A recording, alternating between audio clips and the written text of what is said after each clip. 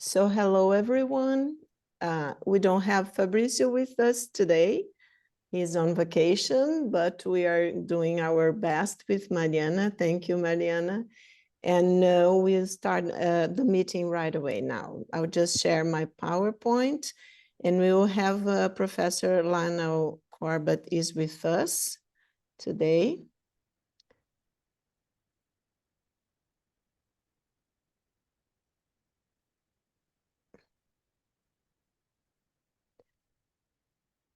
Just some technical problem. Mariana, have you make me yeah. Let me just see. Sorry, yes, I did. You are allowed to share. Okay. Is that, I think it's coming in.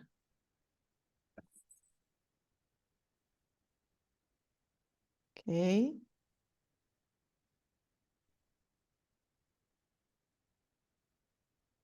Can you see well, all of you? Yes. Okay, thank you.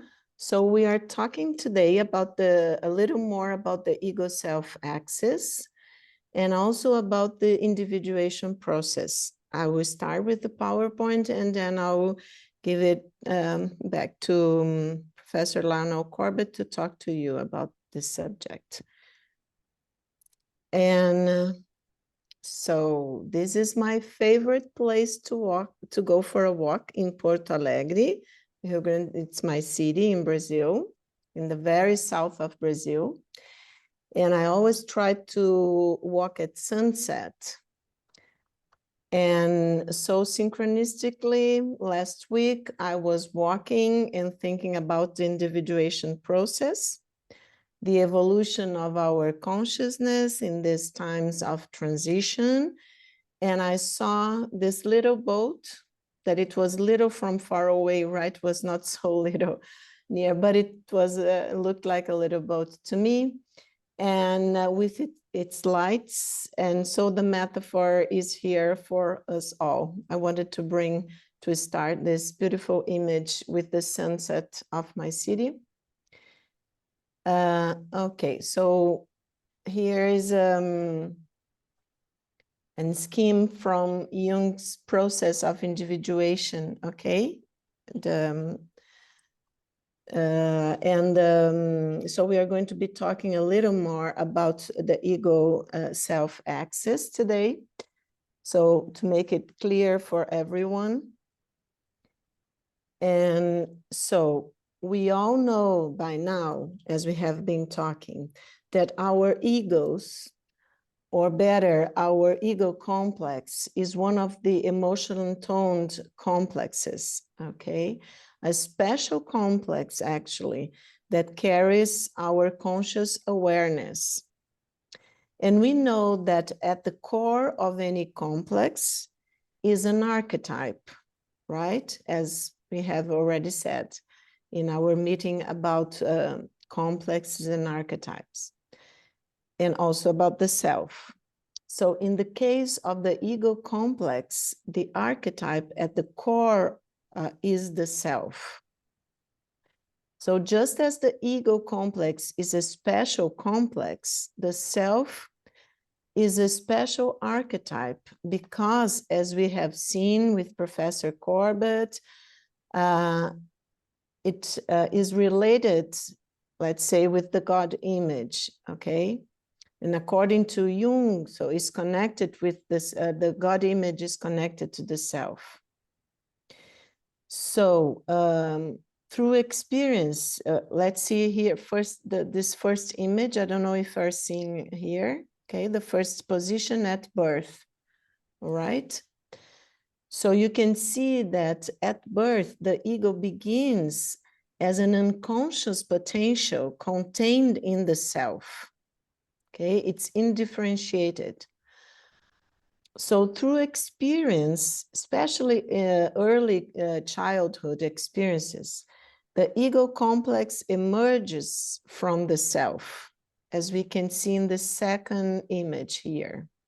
Okay, so the ego begins to develop, and the ego self axis is at this point unconscious. okay? So good enough parents, remember our meeting about parental complexes. So good enough parents kind of humanize the archetype for the child by providing safe and sound experiences in childhood that of course are going to help form a strong and resilient ego complex in the child, so that the child will, in this, like, let's say, ideal condition, will continue to grow and develop throughout an entire lifetime, right? So this ego complex can then face a lot of difficulties in adaptation to the environment, and also, of course, the inner environment, especially about the shadow and the shadow work, okay, and benefit from it. But we always keep thinking, of course, everybody's going to think, what if the child, as usually happens, does not experience a good enough childhood, has problems with parents, or the parents haven't been able to give such a perfect or ideal environment for the child, right? So of course, we can think, and we are going to be talking later about that with Professor Corbett, that the ego self-axis is perturbed, giving rise to problems later on in life, okay? But there is an author, Edward Edinger, that we have already referred to, and he talks in his book, Ego and the Archetype. He talks a lot about it, it was, I think his book was in the 70s. And he talks about the ego self axis. So he summarized Jung's formulations, okay, in this way, very simple way. It's complicated, but also at this point of our meetings is not so complicated, right? So the self is the ordering and unifying center of the total psyche, conscious and unconscious, just as the ego is the center of the conscious personality. We have already seen that. So he summarized the current working formula, we could say, that in the first half of life, the ego self separation, it's as we can see in these drawings, okay, the ego slowly, the personality will be maturing, and the ego will separate from the self. Oops, sorry. Okay. So in the first half of life, there's the ego self separation. And we could roughly say in the second half of life, the ego self reunion, okay? So the process of alternation between ego self union and ego self separation seems to occur repeatedly throughout the life of the individual, both in childhood and maturity. Indeed, the psychic, or better, spiral formula seems to express the basic process of psychological development from birth to death. So, in the service of developing the ego's strength and adaptation to life demands, the first half of life dynamics favor repression of emotionally overwhelming experiences. This condition reflects Edinger's ego self axis separation state, okay?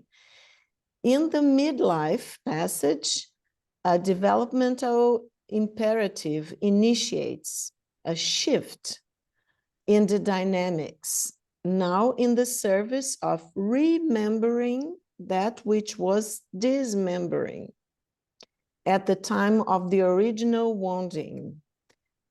So traumas and difficulties that the child, the teenage will go, and the personality, the maturing personality will have to face during the life cycle. So this corresponds, this remembering that which was dismembering at the time of the original wounding corresponds to Edinger's ego-self reunion in the service of recovering wholeness. The ego is then challenged to open to the return of the repressed, which many times is experienced as death to the ego, because it means like an opening to the self, okay?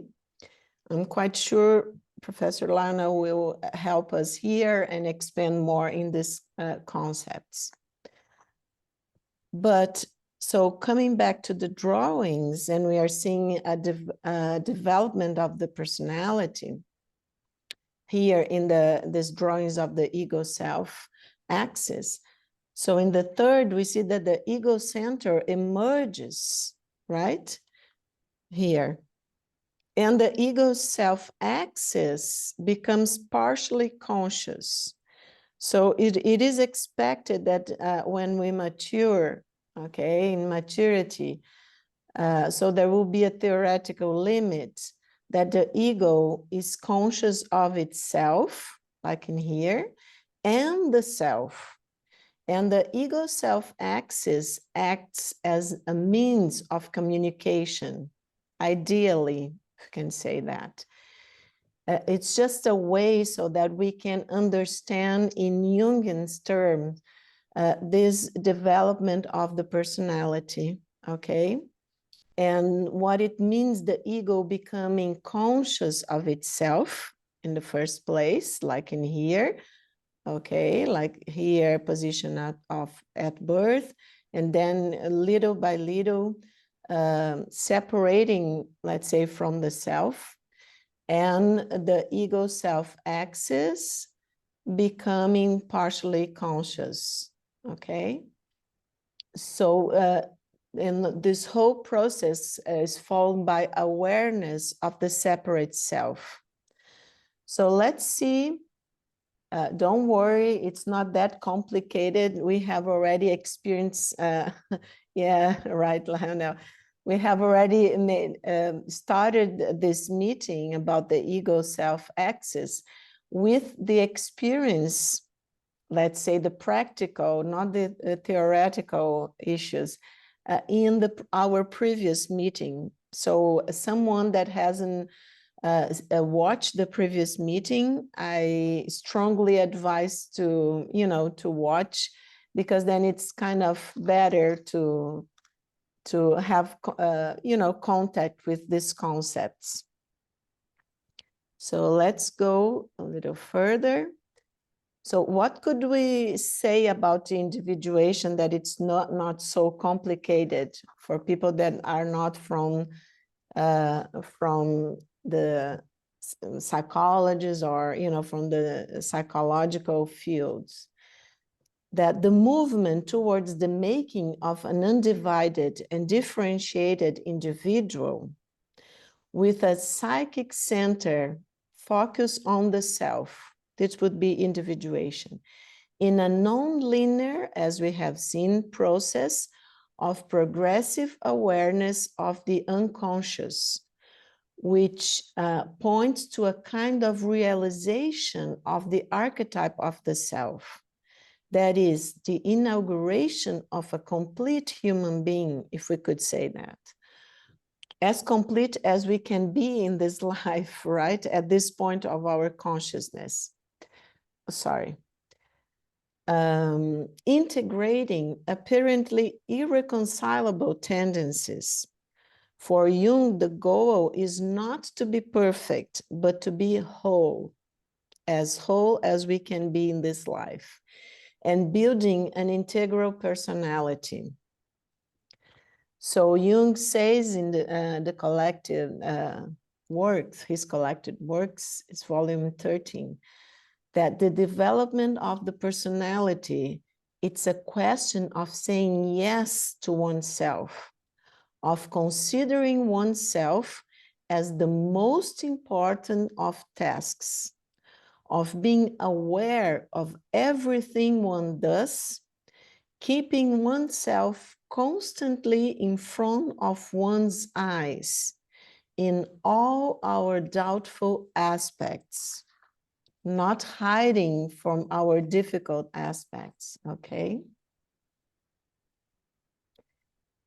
So in Reflecting the Soul, one of Joanna de Angelis and Divaldo's books with a lot of very nice authors, they cite Jung in this page and saying, so Jung saying, the goal is not to overcome our personal psychology, to become perfect, but to become familiar with it.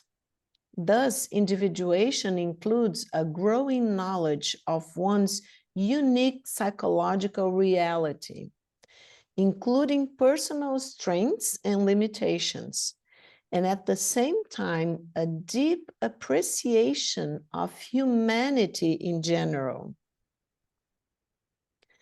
So I brought now, it's to complicate a little bit so that Professor Corbett can help us to uncomplicate things, Lion. So this is in the book, this drawing is in the book, The New God Image from 1976 from Edward Edinger, okay? And I like this drawing because it can help us. I don't know if he had an intuition. I would love to see, we all would love to see Professor Corbett's opinions about these drawings. But I thought that for me, for instance, as we have already seen in the meeting about the self, for me, it's much clearer the way that Professor Corbett, like when he talks about the transpersonal dimension of the psyche, brings us this image of the ocean and each one of us as waves in the ocean. I think it's clear. But since we are talking about the ego-self axis, I thought that it would be interesting to discuss these drawings, Edinger drawing, because here, okay, as we have seen, he just repeats the other graphic about the ego-self axis and the ego separating little by little from the self, right? The small circles here. But he talks about the great circle and the collective self, okay, in this bigger line here, encompassing every individual that it's represented here, let's say 4 individuals, right? 4 different stages of development, as we have seen in the first drawing. And he says all of it, you can see here that all of them are connected through a bigger, let's say, a longer axis to what he calls center of collective self. And he calls also this the God image, or the self, as Professor Corbett says, is the same as the God image, okay? So he talks about a collective self. And that's what I thought it was interesting, because then we can start little by little talking about a non-dual approach that I know Professor Corbett talks a lot about, the non-dual approach to these issues about the self and the transpersonal dimension of the psyche. And also I thought about everything that we have been talking about, the spiritist psychology, and about all the wonderful connections that the spirit Joanna de Angelis brings to us, that we should think about the self also as the immortal spirit, okay? And that we know that all religions and mythologies, but especially all religions, they talk about us humans, human beings as a big family, and all the values of fraternity, compassion, everything that makes us whole, not only whole as individual. So the process of individuation as a very personal process for each one of us, but also what it means in these days of transition of consciousness, expansion of consciousness. If we think, as Edinger is proposing, that all our selves are in a certain way unite in a collective self, and we all share this development of consciousness, that everything that we experience, even in the development of the God image, is shared among all of us, that it doesn't depend of different cultures, and it even, you know, different time and space separation, because the ego is connected to the time and space, but not the self, as we know. So just to give you some small sentence about this drawing, this is Edinger talking, okay? He says that the term God image is a synonym for the self, as we have seen in Jungian terms. But then he says, more specifically, the term God image is synonymous with a particular aspect of the self, what would be called the collective self. In other words, it is a transpersonal center shared by all humanity. I thought, Lionel and everybody else, that this was very similar to the non-dual, Joanna's non-dual approach, in a sense that we are all connected. We are all really brothers and sisters, emanating from the same life source, the transcendent source, whatever you want to call God, okay? So I thought this was kind of Edinger, an intuition or whatever that he had to talk about the collective self. But we can talk a little bit more about that. And he goes on saying that the different individual egos have larger or smaller areas outside the great collective circle, indicating greater or lesser degrees of consciousness. All God images are expressions of human experience and understanding of the autonomous or transpersonal psyche. All manifestations of the God image are stages of humanity's experience at any given time of the autonomous aspects of the psyche. So I know that Professor Corbett talks about that in his wonderful book that I already we already talked about here, and I hope everybody's reading. And then I would love to hear Professor Corbett talk in his ideas about this collective self that Edinger is talking about. Okay, so, and we are going to talk a little bit more about that, but so just to make a little clear, then I brought to you, as we have said in the WhatsApp group, the funny and beautiful metaphor and, you know, very nice movie, that one that you cannot die without watching it, the Groundhog Day, okay? So lots of spoilers. If anyone watching wants to stop here, watch the movie and come back, it would be nice.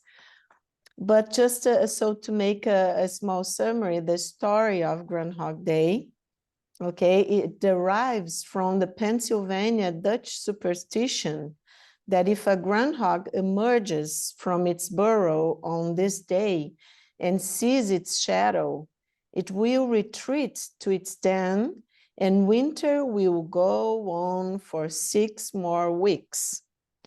If it does not see its shadow, spring will arrive early. So only in the summer you can see a lot of metaphors with the process of individuation, right? So some cute images of the groundhog, okay? And I went to look for the symbolism of the groundhog. Look how interesting.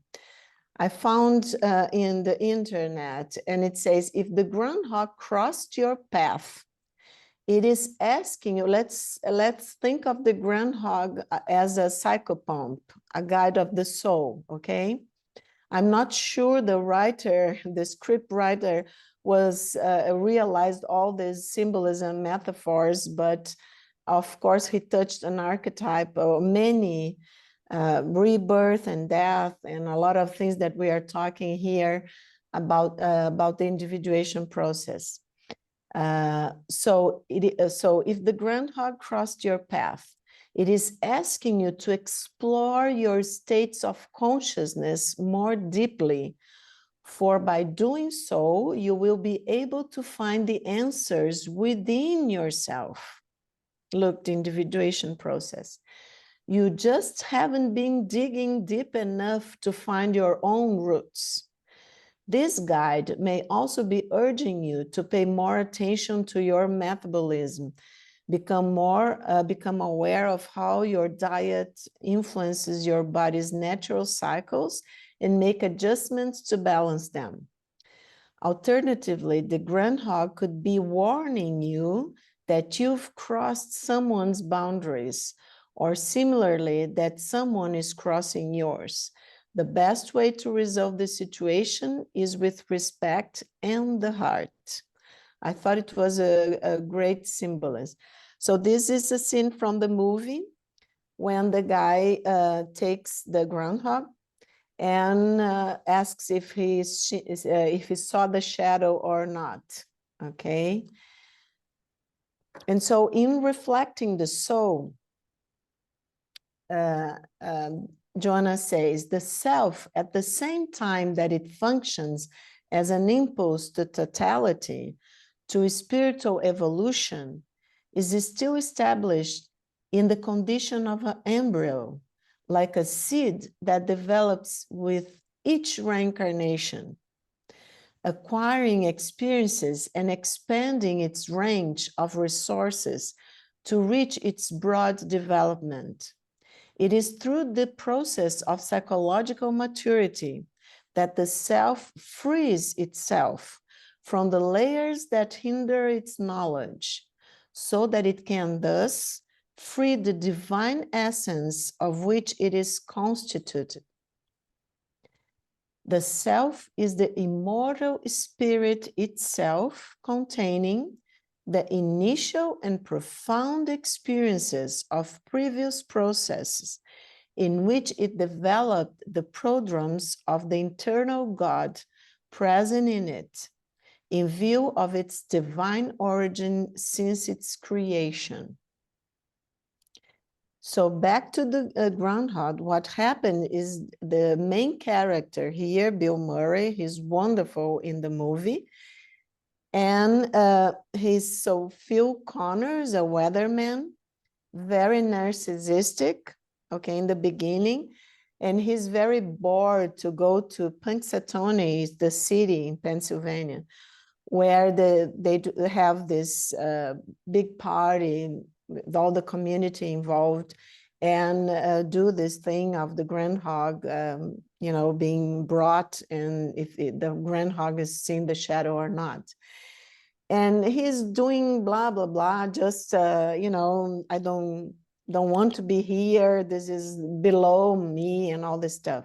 In the first day, it does very quickly and wants to go away because there is a snowstorm coming. But the snowstorm, actually it was not supposed to come, but then the snowstorm comes and they get stuck in the city. So look at here to our right, the image when he wakes up and realize that the same day is repeating itself. So what happens is that he's stuck in the Groundhog Day, and the day keeps repeating itself. Look here, his gets a little paranoid, what's going on?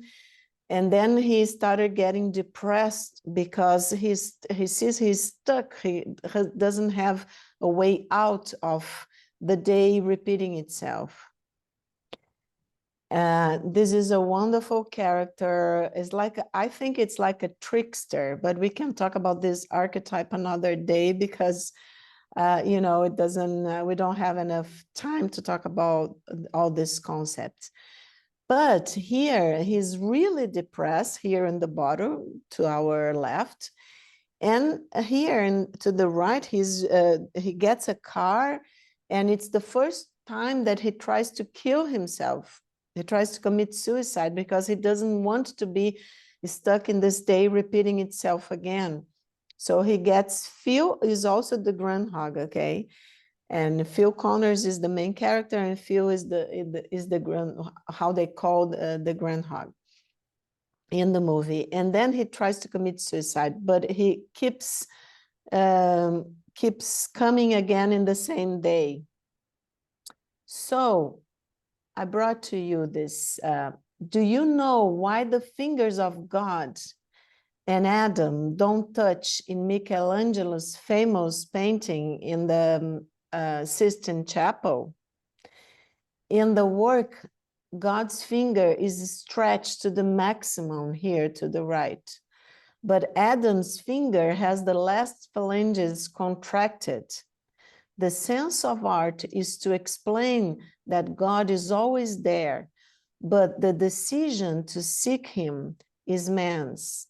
If man wants to touch God, he will need to stretch his finger. But if he doesn't stretch, he can spend a lifetime without looking for him. The contracted last phalanx of Adam's finger represents free will. Okay, the bottom here of the finger of Adam's represents free will. So we have to be able to stretch our fingers, let's say in this metaphor, to connect to God or the transcendent, or, you know, this transpersonal dimension that brings meaning to our life.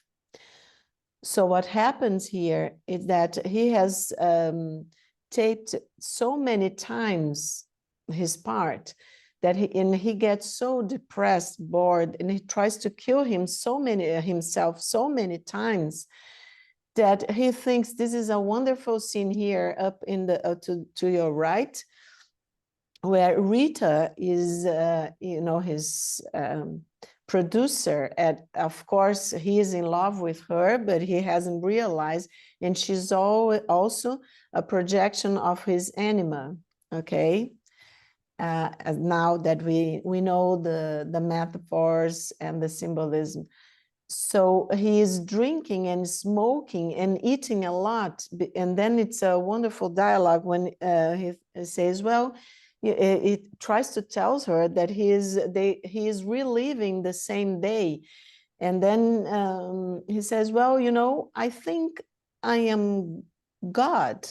And she said, well, I have many years of Catholic school, and I can tell you are not God. And then he said, yes, okay. I'm not saying I'm the God. I'm saying I'm a God. It's very funny the way that the guy says, because he simply cannot kill himself, right?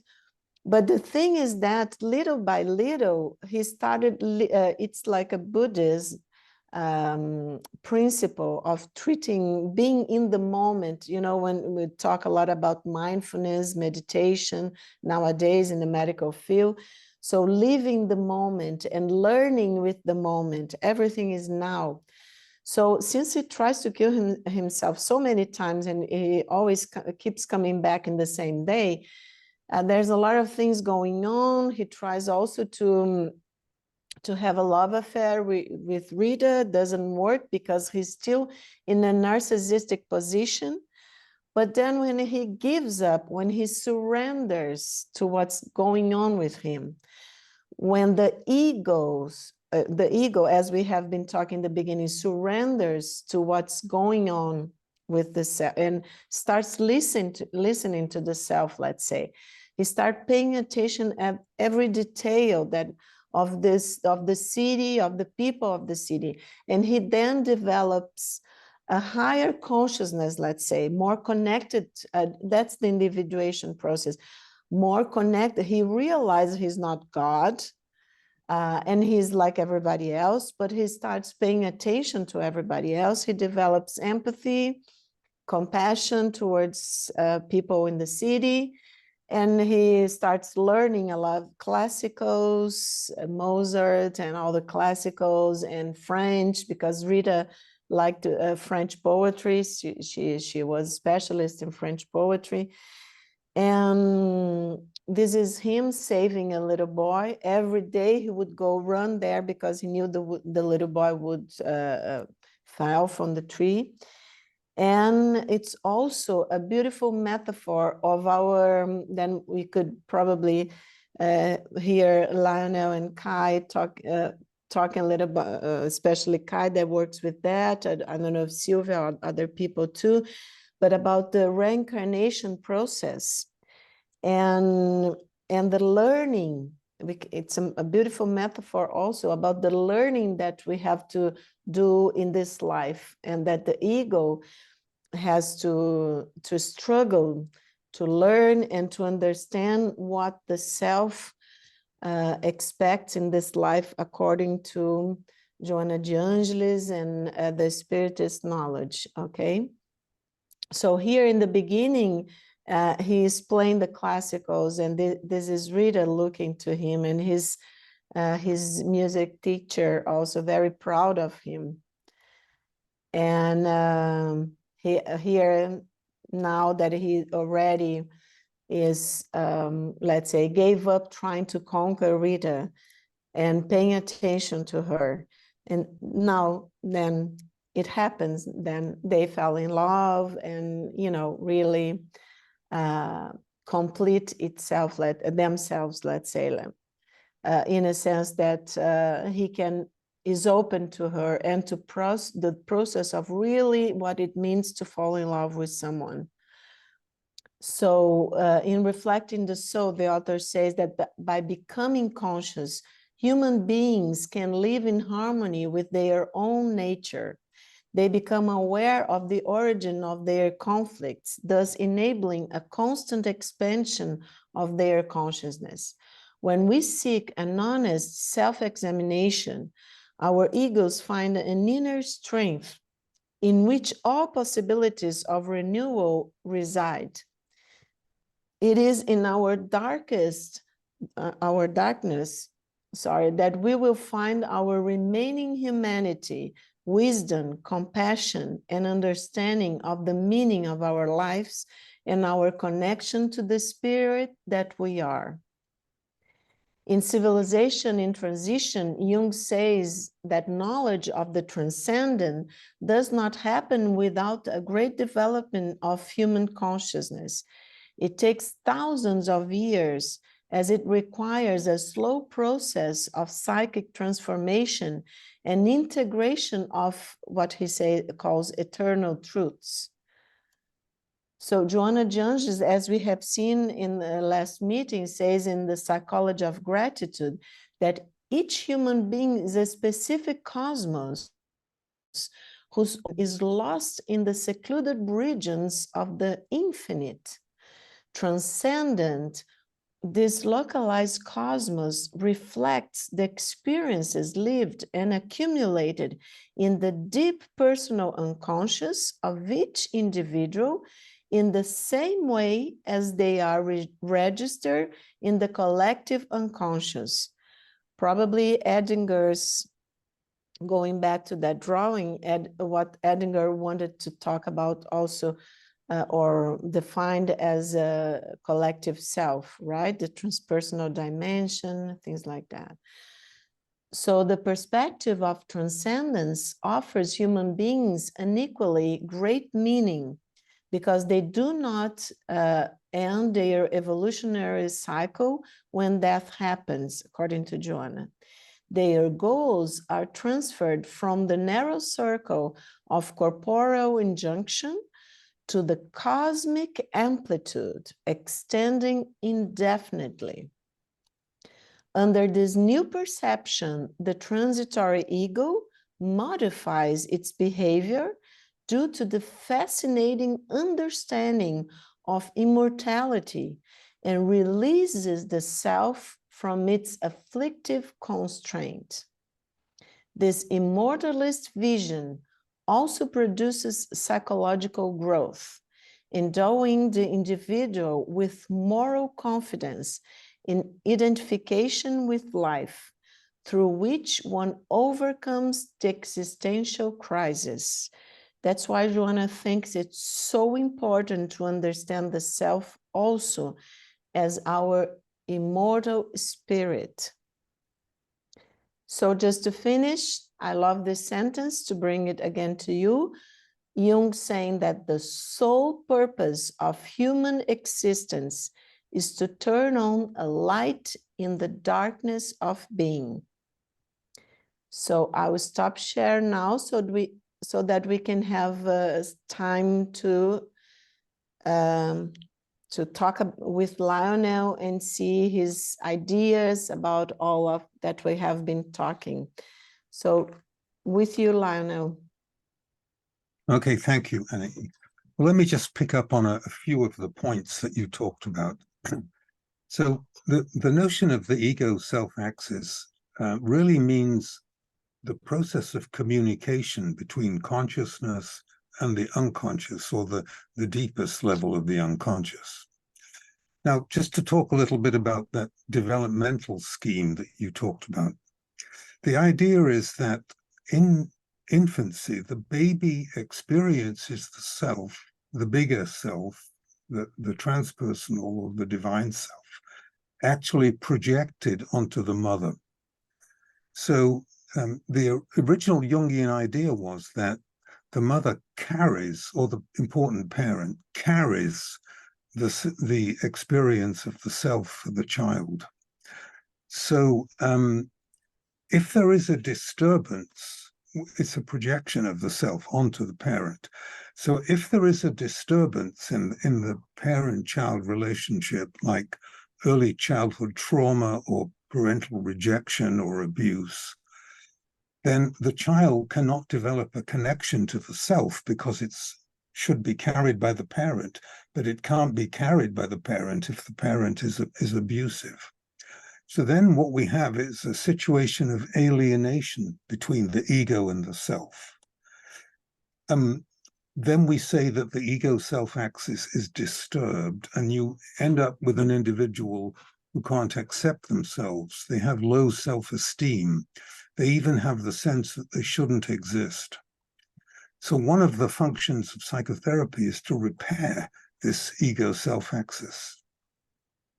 And a lot of psychotherapeutic practices talks about how to repair this connection between the ego and the self.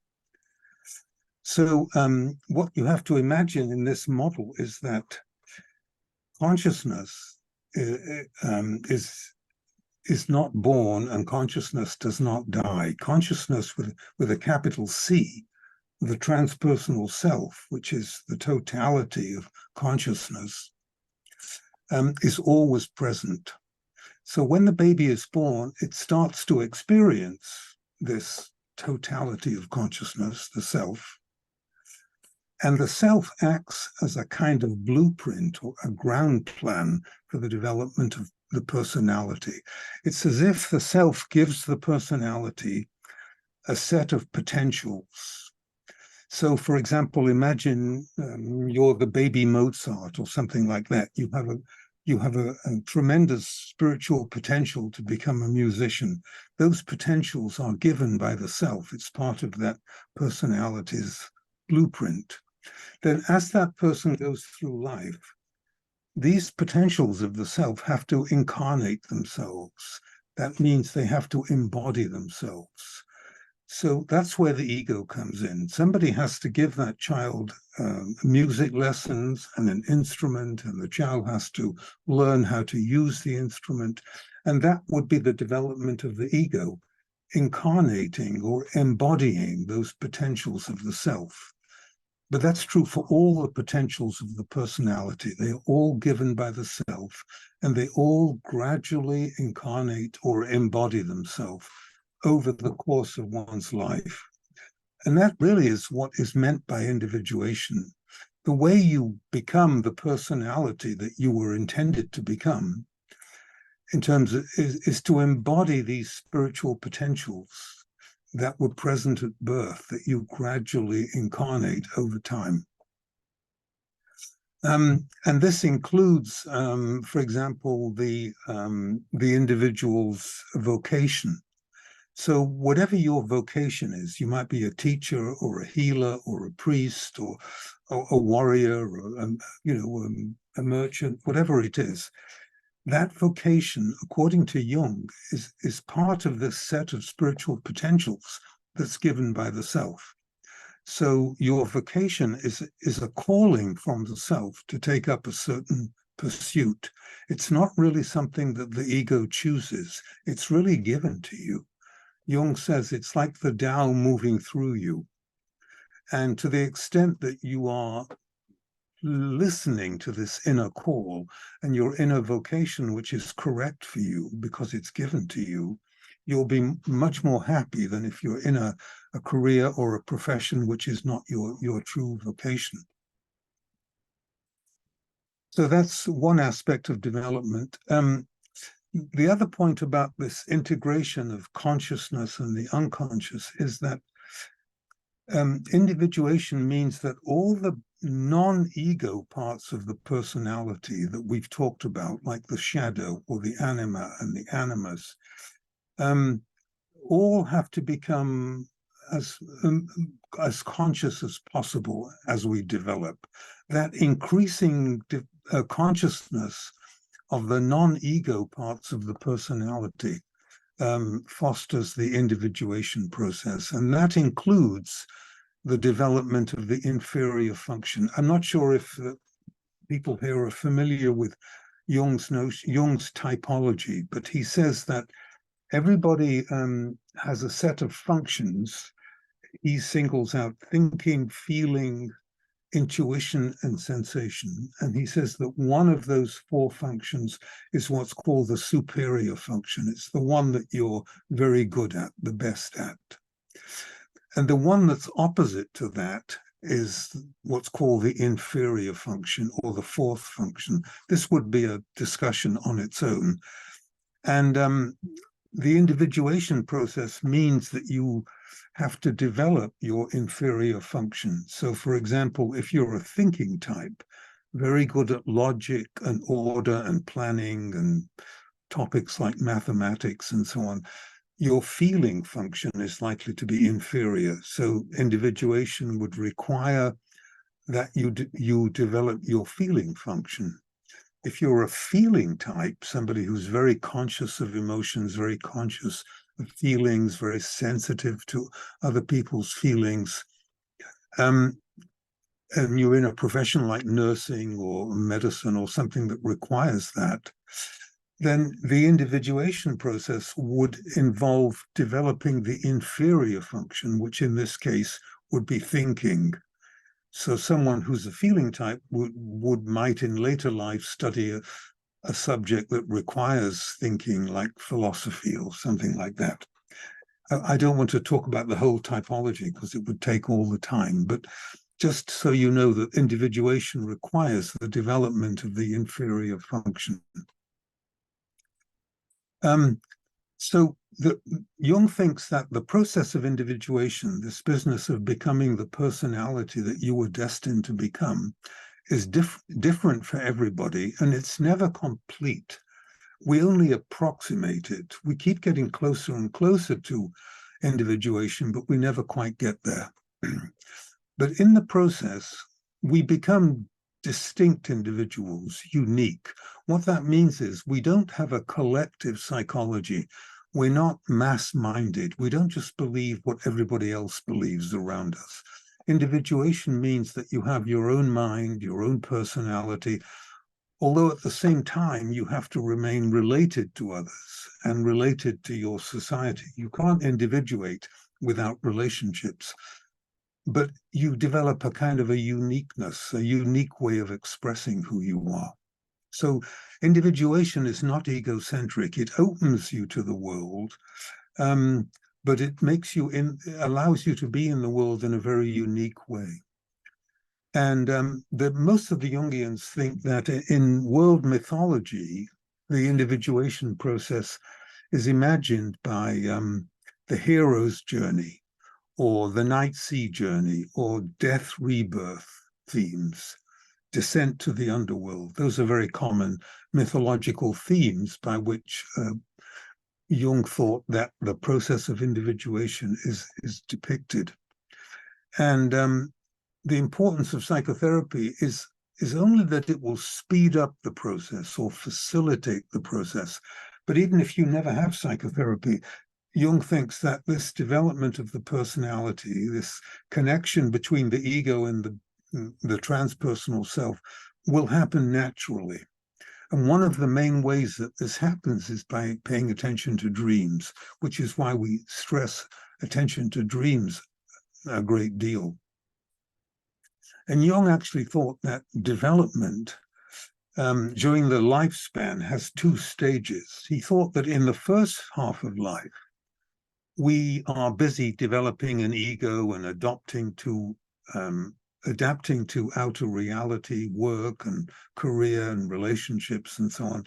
But in the second half of life, which often begins with a midlife crisis, people start to, as they approach death especially, they start to ask spiritual questions about values and meaning and prepare for death, which is the goal of life, according to Jung. And for that purpose, Jung thinks that paying attention to dreams and spiritual development in general is particularly important. Sometimes the individuation process is stimulated by a crisis or an illness that stimulates the need for consciousness. Not sure what else to say. I think just one comment about what Edinger was calling the collective self. The way I understand that is a comment of Jung that the self, the capital S self, is the same in all of us. It has to be. It's like a divine essence in the personality. So obviously it has to be the same in all of us. So perhaps that's that fact that it's the same in all of us. We all participate in that, is what he means by a collective self. That's how I understood that diagram.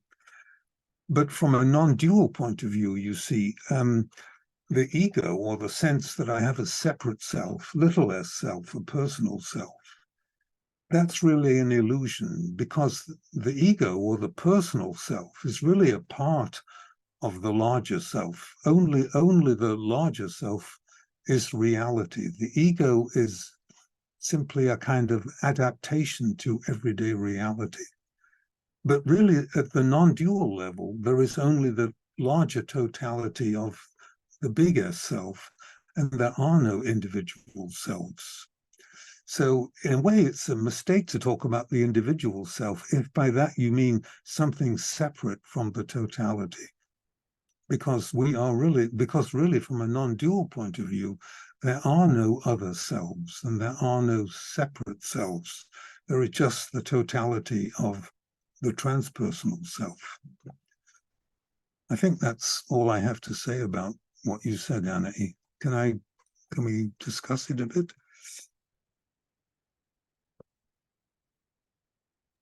Yes, let's start. I'm just looking in the chat that nobody puts any questions, so we can go. Sylvia is with your hand. Okay. Go Sylvia. ahead. Yes, I have a question actually.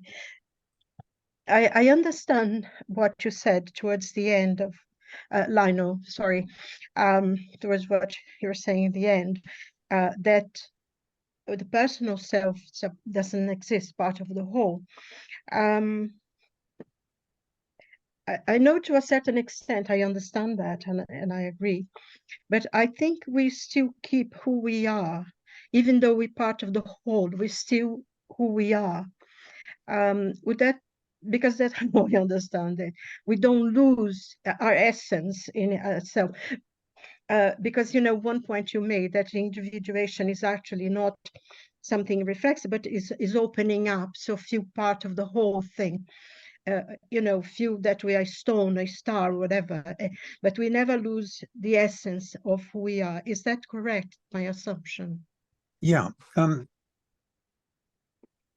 you look at the great spiritual teachers, and people like the Buddha or Jesus Christ or enlightened masters, they retained their personality, as you say. They had an individual personality. But the reason we call them enlightened is because they were aware that they really are the totality. The personality is only an adaptive device to get us through everyday life. It's not our true nature.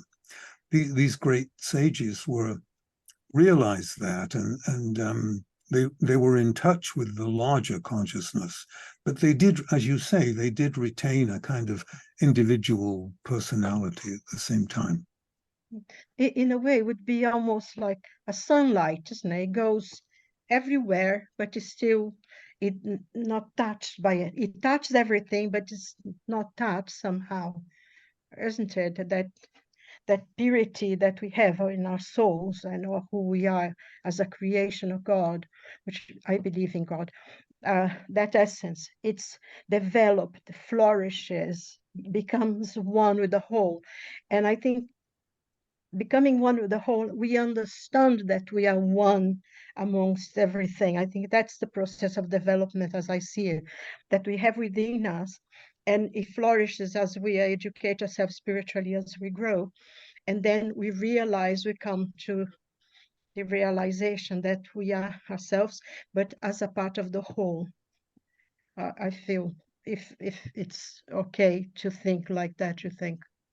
Yeah, I think it's okay to think like that. It depends the level that you're talking about. You see, at the non-dual level, where there is only the totality, there are no parts. There are only, there's only the totality. At the dual level that we live in everyday life, we feel separate, and the world seems to consist of parts. So it depends on the level that you're talking about. Mm. Well, Yes, sorry. I mean, sorry, beg your pardon. I experience of day-to-day life sometimes can be quite isolating. We feel we're not part of thing. But spiritually, as we, like doing this course and trying to learn from each other, it sort of brings to mind this point of our spirituality, that we are far beyond what we are as parts.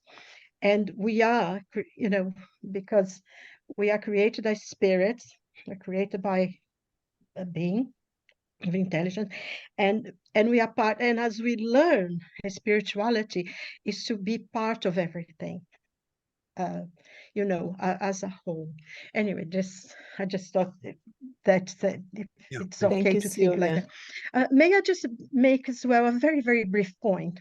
The explanation you were giving, Anahi, before, about perfection and quoting Jung and everything, it sort of brought me to memory chapter 17 of the Gospel according to Spiritism, about being perfect. When Jesus said, be perfect as your Father who's in heaven, and we're trying to be that. But then all the explanations that the spirits give us is that we're never going to be perfect as God, but our aim is to try and to be as perfect as we can. And eventually we'll reach a level of perfection. So I just thought it was so interesting to bring the two together. Anyway, thank you. It was really always, clever. when we talk about that, we always refer to the gospel according to Spiritism, especially because of this part of trying to be perfect. But we have to understand that it's the process that they are talking to us about, the process of trying to, striving to, struggling to. And that's the way. And I think Jung and what we all understand, as Lionel is talking about, is this approximation, let's say, trying to get near to our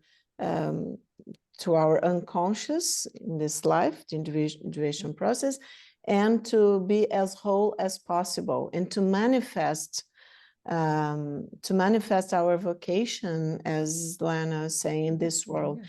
And Joanna Janges would agree, of course, and she talks about that the calling, vocation, right, Lionel, the calling, the inner calling is given by the self.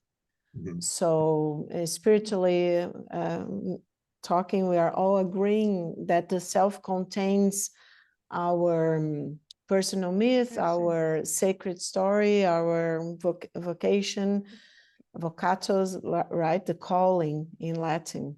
So Yeah. let's see, Mariana. Okay. And I think Kai is also first, Mariana. Hi, and just a question, because when I saw the draw, I always had in my mind that it's the ego can also be a part of the self when the ego is inflated. So if I can say like this, is it like this? Because all the draws is like they are at least together with the self. It is like this is a possibility, because I have in my mind, like, I don't know why, since I start to study, I have that the ego can also be a part of the self. It has to be a part of the self, because the self is the totality. If it's the totality, it's everything. So that includes the ego. It's just that the ego feels separate because we have sense organs and a brain that make us feel separate. That's the way this organism works. But the self is the totality of consciousness. It's not confined to a body or five senses. Lionel, I think Mariana is also talking about, that case, Miss Miller and things like that. They don't know, but just I think she's also asking about the inflation of the ego. If the ego identifies too much with the self, Yeah. it could get inflated, or think, Yeah, then you get grandiosity and self-importance and so on. Yes, yes. Okay, but it's always connected. Yeah, I understand that it's always connected, but it's only the draw maybe mix it up here in my mind, because I had also in my mind that it can be part of, not only because it was okay in the birth, it was inside, and then it's going out until the I I know. says is, yeah, from ego. Edinger's diagram is misleading because he makes the ego with a solid circle, a solid line around it. But that's a mistake. That's why that diagram is a bit misleading, because that makes it look like the ego is separate, but it's really not. It feels separate because it's in a body.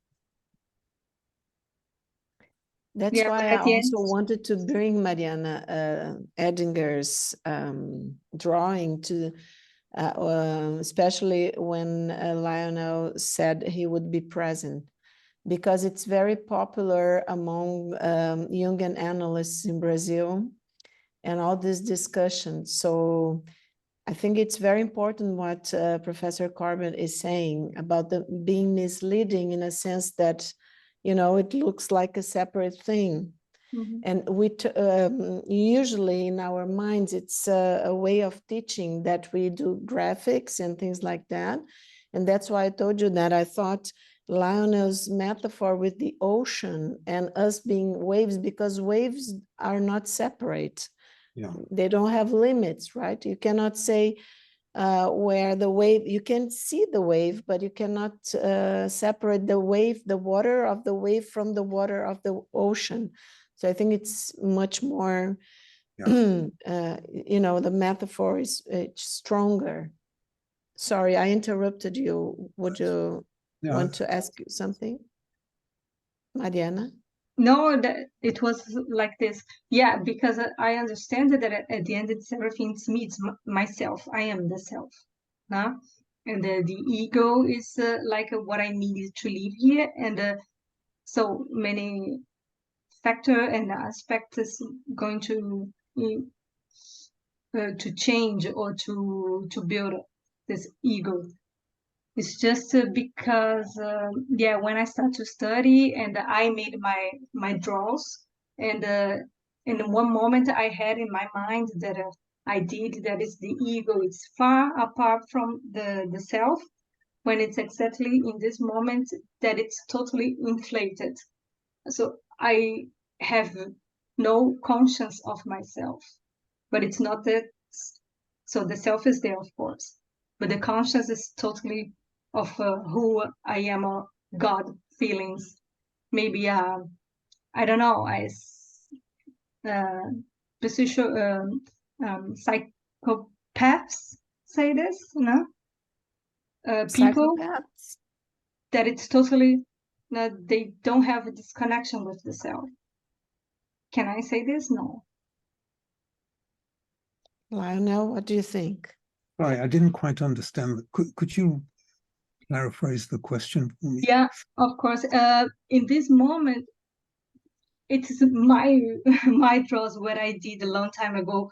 Not a long time ago, but when I was studying this subject, and then I made the draws myself, doing that. It's the self, of course, and the ego. The ego only the small part of this. But in the moment that the ego is not connected anymore with the self, it's apart from the self. This ego is totally inflated. In this moment that it's inflated, that it's I'm not conscious anymore of myself. No, I don't have this connection anymore. I can say that it's people that they react like psychopaths. The ego can never really be separate from the self, Okay. because only the self is real, only the self exists.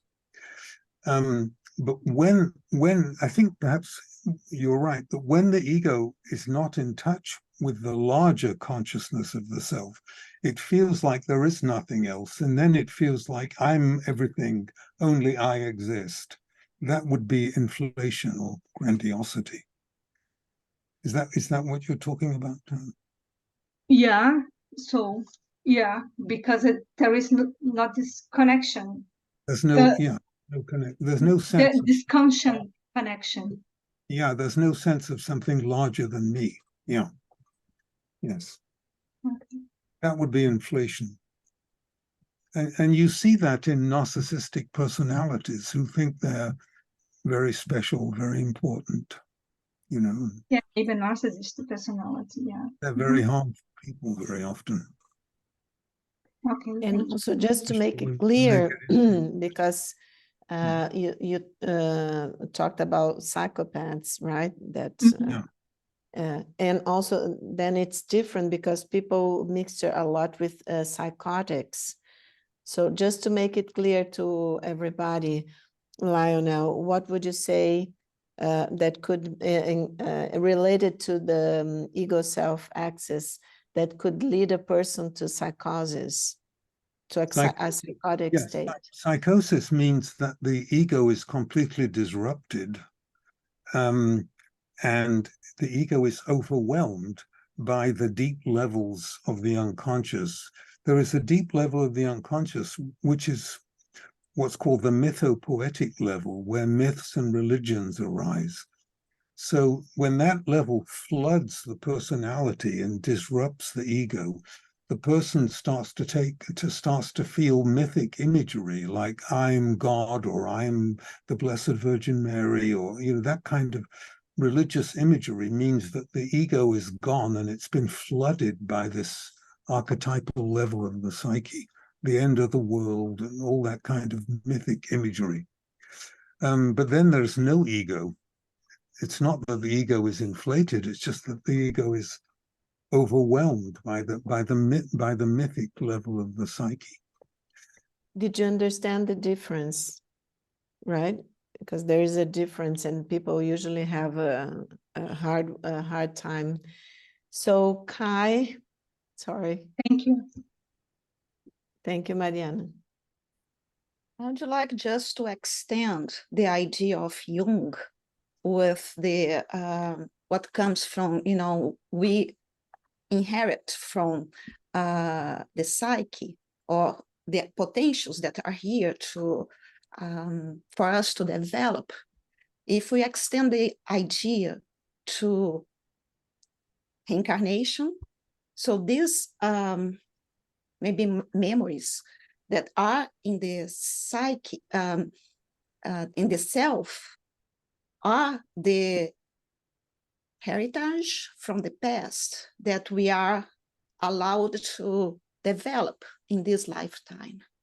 So there is a reason for us, that's what I'm trying to say, to be connected to these archetypal potentials, right? There is a reason for us in this lifetime to have the call to go through to a certain profession, to meet some people and develop some things, to have a partnership with someone. So there are reasons that are not limited in this just present lifetime. And I think it's important to extend the idea and go beyond that. The self offers to us, yes, the opportunity, but maybe the memories come from before. Yeah. Yeah, one way of saying that is that your archetypal endowment is an imprint on the soul from past lives, what are called samskaras. Yeah. Yes. And another thing quickly is like when you talk about the self and the ego and the big self, and we are like connect to it. I imagine the fractals. So the self is the fractal, the big self. And we are repetitions in small scale of the main picture, the main object, the main metaphorically. So I think fractals are repetitions of the same image in smaller and smaller size. So imagine us like in this smaller size of the self. That's just an idea. Yeah. No? The self is an image of divinity. How can it be small? I don't quite know. Are you talking about the personal self? I'm talking about the ego. Yes. Oh, yeah, that's the same as the ego. Yeah, that can be small, certainly. Yeah. Yes, and because you are in an evolution path. So yeah, the totality that one day we are going to comprehend is like maybe we are the shadows of it. I hope one day we will. No. No? You can't pour the ocean into a teacup. That would be like trying to understand God. We shouldn't. It's not going to happen. Sorry. It's okay, Lionel. Thank you.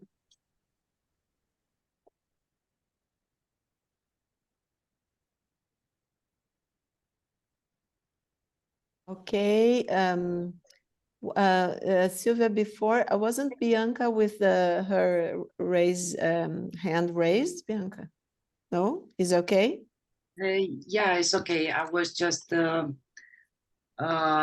to say something about what Sylvia and Professor Carver were speaking. And maybe it's much easier to understand of the point of the spirit. We are entire, and when we come in every incarnation that we just have a part of ourselves, what we actually prepare before we are coming here. So I think Professor Cabot, when he spoke about ego and the part, just that's not the entire, and it's true, it's not the entire, it's just a part of our spiritual part knowledge, and we use it in this life for every for moral, for intellectual, and all the quality that we have like a spirit. We just develop just the part that we prepare. Just what I want to say. Thank you. Thank you, Bianca. Thank you. So Sylvia wants, we still have time for one or Yes, two very, more. very questions. briefly. I just actually say something that Kai was saying, because the question of extending our potentials, and Dino said something about this as well. But many times in our reincarnation, when we reincarnate, say for instance, an example that was given of Mozart, was, you know, the greatest musician ever in humanity, but he might come in an incarnation that you have nothing to do with music, because he needs to develop some other parts of his personality, some other parts of himself. So, you know, he will learn what engineering or whatever it is. So I think that is the extension as well, of blocking some of the potential that you've already developed, so we can develop others, because eventually as a spirit, you know, like this person is explaining, we have two wings. We need both moral and intellectual. So we develop all those potentials as we go along, isn't it? And at times we come to learn something different from the potential we already have. One of the ways this can go wrong is if you're born in a family that doesn't allow you to express these potentials. You know, you might, that's what you're saying. You might be born in a family that's not interested in music, and then that potential is not developed. Yeah. Yeah. Thank you, Sylvia. So are we all okay? No more questions? So we thank you very much, all of you that are on vacation and are here with us at tonight, and everybody that's going to be watching, and especially Professor Corbett being here with us today, and Kai, Silvia, everybody, Mariana that has brought has brought the collaboration, and we'll see you in 2 weeks. Yeah. So have a wonderful end of Sunday, right? And we'll see you in 2 weeks. Yes, Thank because you. also, Anahi, just one Yeah. thing, it's not reaching the goal. The aim is not reaching the goal, but what we learn while we're trying to get there, isn't it? Yes, that's the way. That's the So in 2 way. weeks' time, we come back to learn some Hi, more. Anne. Thank you. Bob. Bye-bye. God bless So see everyone. you